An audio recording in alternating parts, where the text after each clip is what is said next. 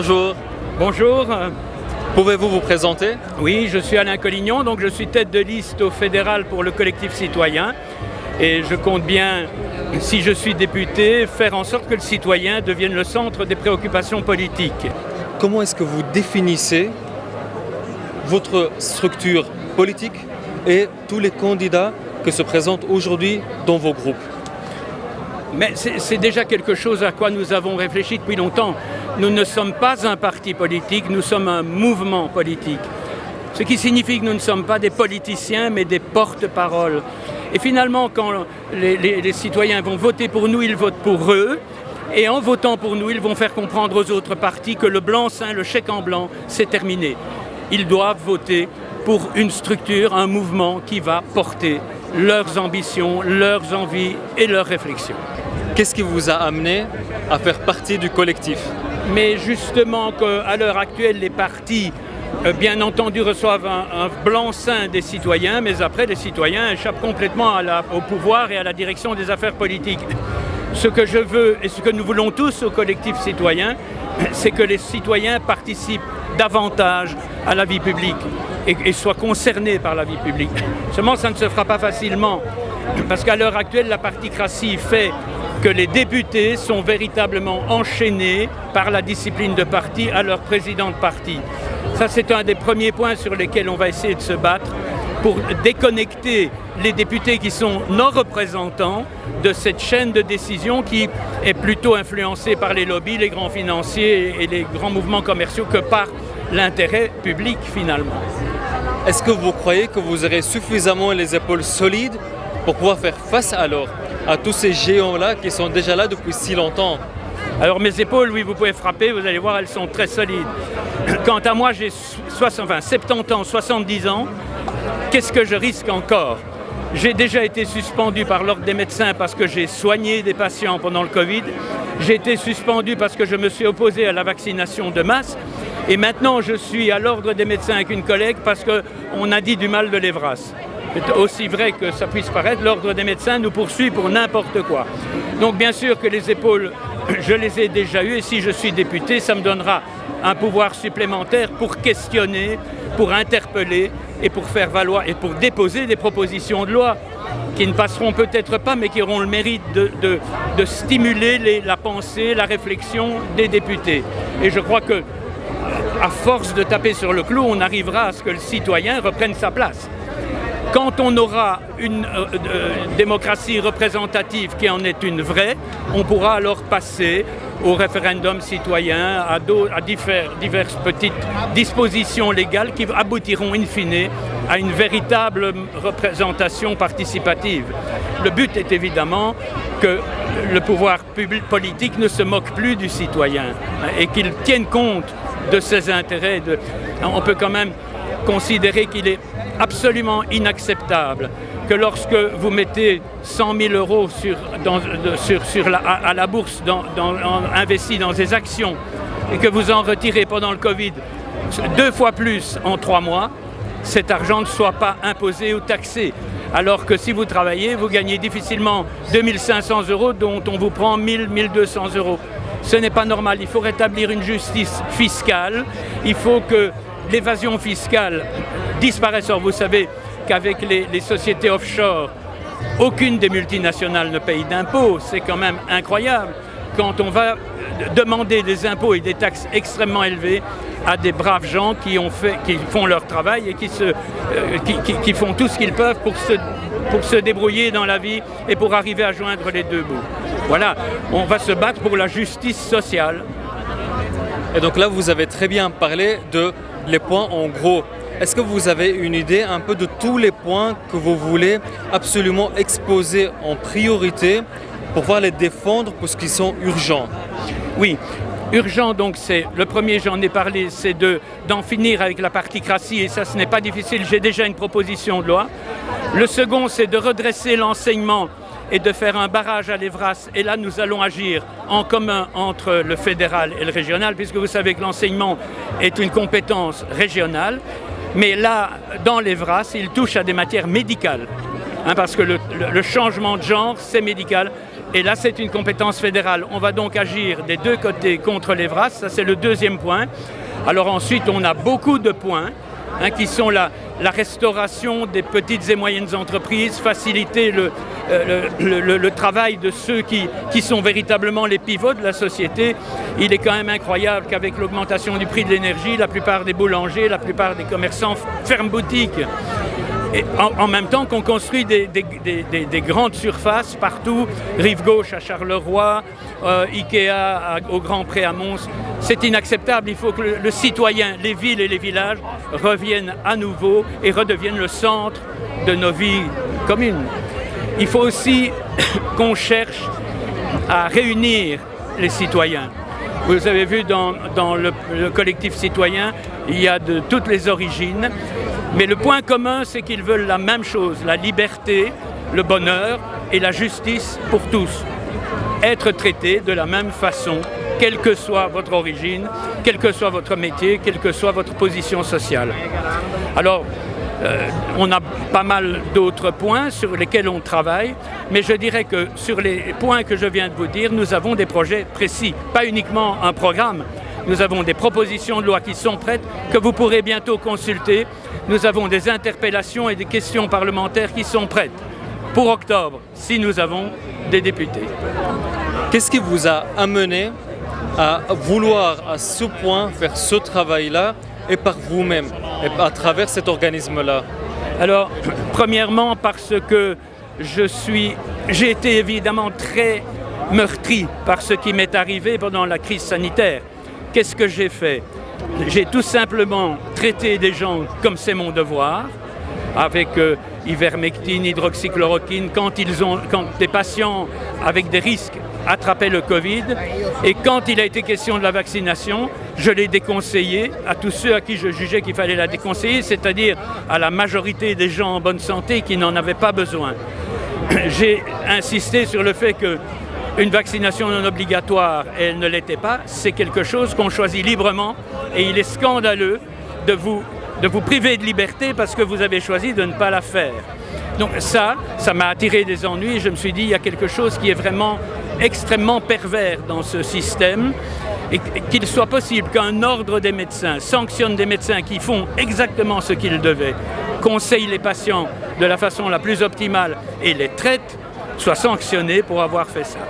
Et donc je me suis dit, il faut évidemment, parmi nos projets, nous avons aussi la réforme de l'ordre des médecins. Il faut que les gens soient libres de faire ce qu'ils veulent, de se vacciner s'ils le veulent, de ne pas se vacciner s'ils ne le veulent pas. Est-ce que le nombre de vos confrères est suffisamment élevé pour vous soutenir, pour que vous puissiez avoir un impact assez important? Alors, tant que nous étions isolés, non. Mais si je suis député et que je peux être le porte-parole politique des médecins, ils vont se mettre en marche, je crois. Pourquoi ne font-ils rien maintenant?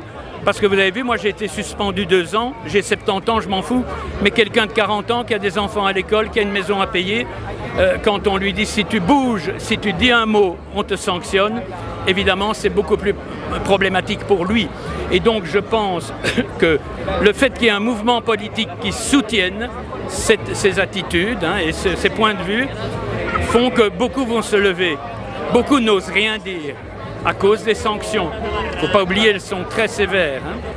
Est-ce que vous avez suffisamment de rapports maintenant que nous avons du recul pour apporter des affirmations avec des statistiques, des études et des observations, des effets de tous les projets que vous avez parlé pour démontrer bien que vos informations et votre opinion et position étaient bien correctes? Parce qu'aujourd'hui nous avons du recul. Eh bien écoutez, non seulement nous les avons, mais la preuve qu'elles sont très pertinentes, c'est qu'ils ne veulent pas qu'on les sorte. Que ce soit les statistiques qui sont parlantes, mais qu'ils ne veulent pas nous livrer. Regardez Toubiana en France qui a demandé les statistiques de mortalité en fonction du statut vaccinal. On lui a dit non. Croyez-vous qu'on lui aurait pas remis si ça n'avait pas été une preuve? Bien sûr que c'est une preuve. Et les études partout dans le monde montrent que nous avons eu raison de le faire. Et tous les pays qui ont traité ont une mortalité quasi nulle. Et parmi ces pays, il y a notamment l'Éthiopie, où le taux de vaccination a été nul et où on a traité à l'ivermectine et à l'hydroxychloroquine. Ils n'ont pas de décès, ou peu, très peu. Et donc c'est bien une preuve que ce que nous avons dit était vrai, et nous avons maintenant tous les papiers scientifiques qui tombent. Il y a 2800 articles qui nous donnent raison. Et je ne parle pas de petits articles dans des petits journaux, de grands articles scientifiques établis de façon tout à fait conforme aux grands principes méthodologiques. Et donc je pense que là encore, le fait d'être député va nous permettre de davantage rendre visibles ces preuves qu'en étant un simple citoyen, bien sûr. Alors ici, vous nous parlez principalement des problèmes sanitaires et d'Evraz. Mais les problèmes qui peuvent arriver d'un point de vue national, ici du Royaume de la Belgique, peuvent aussi toucher l'économie, les habitations, le logement, les migrants et ainsi de suite.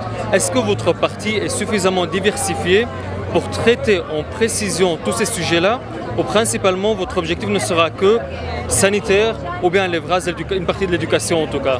Non, il ne faut pas oublier que le principe du collectif citoyen, c'est d'écouter tout le monde. Et dans le domaine que vous abordez, que ce soit l'économie, le logement, nous avons déjà débattu et nous avons des groupes qui travaillent sur ce sujet. Il est évident qu'on ne peut pas accepter que des gens qui ont de petits revenus se trouvent confrontés à des loyers qui sont à des prix absolument excessifs et à un prix de l'énergie qui est complètement artificiel. Le gaz n'a pas été multiplié par 3 comme ça du jour au lendemain et l'électricité ne coûte pas 5 fois plus cher. Donc il y a un contrôle qui doit être exercé non seulement sur les revenus, sur les loyers. Ce n'est pas normal le prix des loyers, notamment dans certaines villes où c'est inabordable. L'acquisition d'une première propriété est devenue impossible pour la plupart des jeunes.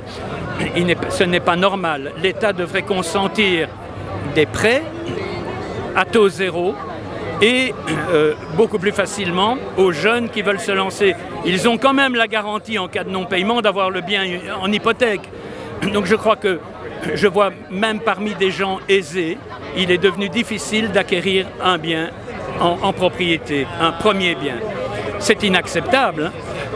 Au temps de mon grand-père, un douanier achetait la maison de sa famille alors qu'il travaillait seul. Maintenant, vous avez des couples qui travaillent à deux et qui ne sont pas capables d'acheter un bien. C'est un scandale. Parce qu'avoir un programme politique, ce n'est pas seulement parler, c'est agir et c'est avoir un projet, une proposition de loi, des choses qu'on va parvenir à lancer dans des débats parlementaires et où il devra y avoir une réponse. Le but est de stimuler. Pourquoi ça ne se fait pas maintenant? Parce que la majeure partie des députés, pour ne pas dire 99%, sont inféodés à leur président de parti qui leur dit « tu parles pas de ça, tu parles pas de ça, tu fais ceci, tu fais cela ». Nous allons avoir une parole libérée. Et rien que le fait de dire « mais messieurs, est-ce que vous vous rendez compte de ce qui se passe? Est-ce que vous vous rendez compte de ce que vous faites ?» est déjà un très gros progrès. Je pense que parmi les députés, comme dans les médecins, si on les réveille, il y en a quelques-uns et peut-être une majorité qui vont se dire dans le fond il a raison.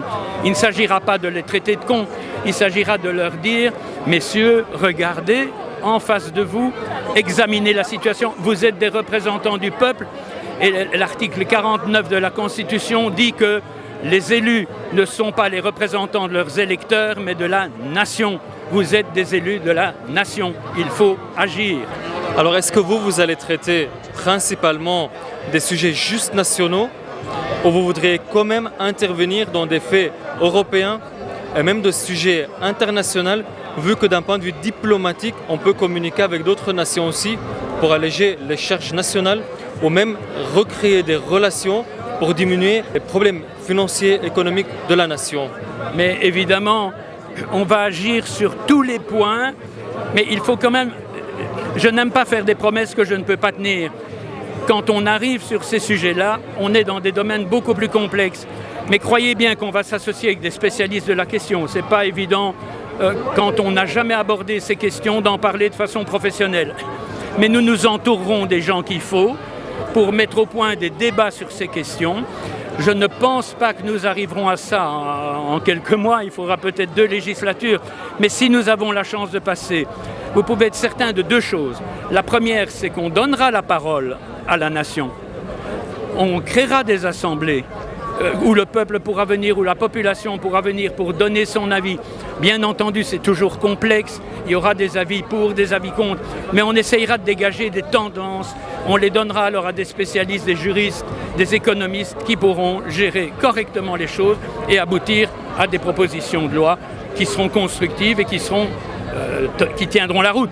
Parce que dans le programme que je vais publier dans 3-4 jours, il y a mes idées générales, mais au terme de chaque chapitre, l'action pratique que je compte mener, et alors avec ses détails, propositions de loi, questions parlementaires, interpellations. Maintenant, toutes les idées sont bonnes. Il est évident que dans le collectif citoyen, quiconque veut venir pour débattre d'un sujet est le bienvenu. Et c'est ça qui va faire notre force, c'est qu'on peut aborder au fur et à mesure de l'évolution des enjeux politiques, des sujets qui n'avaient pas été prévus à la base. Mais bien sûr, on n'exclut absolument rien. Maintenant, des sujets qui concernent les rapports entre la Belgique et l'Europe sont quand même beaucoup plus complexes encore et il faut le faire avec professionnalisme. Je n'aime pas lancer en l'air des choses, mais bien sûr, ce sera une de nos préoccupations. Quelle différence il y a entre le fonctionnement et le discours de collectif citoyen et d'un parti politique traditionnel? Alors, la première chose, et je crois que c'est fondamental, c'est qu'on donne au collectif citoyen, on a tout d'abord des réunions collectives, mais qui ne visent pas à créer un ordre impératif, mais à soulever des problèmes et essayer de trouver des questions. La différence, c'est que, bien entendu, et ça répond à la question que vous posiez initialement, on aura dans notre programme des actions qui ne sont pas encore définies aujourd'hui parce qu'au fur et à mesure des assemblées, elles vont se préciser. Il est évident qu'on se sentira représentant de la nation, c'est-à-dire dans ces assemblées, ce ne sont pas que des assemblées du collectif citoyen, ce sera des assemblées populaires qui rassembleront des gens de tous horizons, à qui on donnera la parole en se disant, mais voilà, là il y a un réel problème qu'on va essayer de résoudre. Alors sur le plan international et européen, je pense qu'il faut traiter aussi là avec le fait que l'Europe n'est pas véritablement une institution supranationale. Il ne faut pas croire la Commission, elle n'est pas élue. Elle est un assemblage de lobbies, de pouvoirs financiers occultes. Regardez la difficulté avec laquelle les parlementaires européens essayent de soulever certains problèmes à l'Europe. Je pense que là, il faudra beaucoup de professionnalisme. On devra s'entourer de politologues, d'économistes, pour essayer de faire changer les choses à ce niveau. Parce que, regardez les agriculteurs.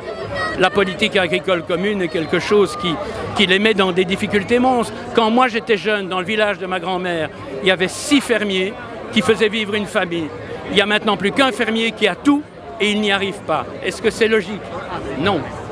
Et donc, oui, on va aborder tous ces problèmes, l'enseignement, l'agriculture, les petites et moyennes entreprises. Nous, ce qu'on veut, vous avez déjà vu les centres-villes aujourd'hui, c'est des mouroirs. Regardez Mons, regardez Charleroi. Pourquoi? Parce qu'on a planté des grandes surfaces, des centres commerciaux dans lesquels il y a quoi? H&M, CA, des marques internationales et multinationales. Est-ce qu'on n'aurait pas mieux fait de mettre cet argent dans une revitalisation des petits quartiers et des petits commerces? Bien sûr que oui, mais ça ne s'est pas fait. Or, ces entreprises ne payent pas d'impôts, alors qu'un petit commerce fait vivre la commune, la région et le pays finalement. Donc tout ça sont des problèmes qui me tracassent depuis longtemps, mais là je suis entré en politique parce qu'ils ont dépassé les bornes avec le Covid, avec les VRAS, avec un certain nombre de dispositions, et que je crois qu'il faut que ça cesse. Je vais essayer de faire en sorte que ça cesse, mais ça va dépendre du dynamisme populaire. Surtout, imaginez-vous que si une décision est soutenue par des manifestations où il y a 100 000 personnes, elles auront beaucoup plus de poids que s'il y a 50 personnes à la porte du Parlement. Et donc, j'ai énormément d'espérance dans le ralliement de la population à nos points de vue. Pourquoi? Parce qu'on n'aura pas des points de vue politiques, on aura des points de vue qui touchent essentiellement les intérêts de la population et du citoyen. Voilà. Un dernier mot et un message que vous voudriez faire passer aux citoyens belges? Oui, n'acceptez plus, battez-vous avec nous. Et je crois que c'est ça qui va nous faire gagner. Merci beaucoup. Merci. Merci. Merci.